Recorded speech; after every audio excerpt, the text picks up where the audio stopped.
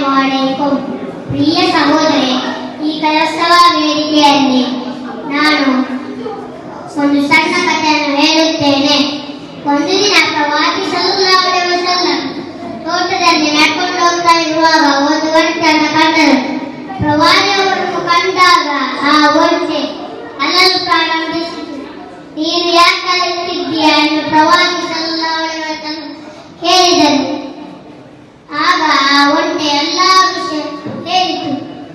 ಆಗ ಪ್ರವಾದಿ ಸಲ್ಲಲ್ಲಾಹು ಅಲೈಹಿ ವಸಲ್ಲಂ ಆ ಒಂಟೆಯ ಮಾಲೀಕರನ್ನು ಕರೆದು ಹೇಳಿದರು, ನೀವು ಈ ಒಂಟೆಗೆ ಆಹಾರ ಕೊಡದೆ ಅತಿಯಾದ ಕೆಲಸವನ್ನು ಮಾಡಿಸುವಿರಿ ಎಂದು ಈ ಒಂಟೆ ನನಗೆ ದೂರು ಕೊಟ್ಟಿದೆ.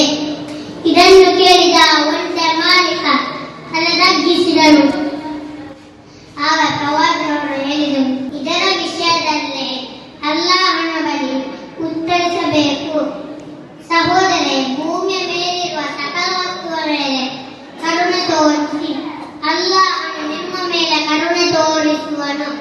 ಇಷ್ಟು ಹೇಳಿ ನಾನು ನನ್ನ ಸಣ್ಣ ಕಥೆಯನ್ನು ನಿಲ್ಲಿಸುತ್ತೇನೆ.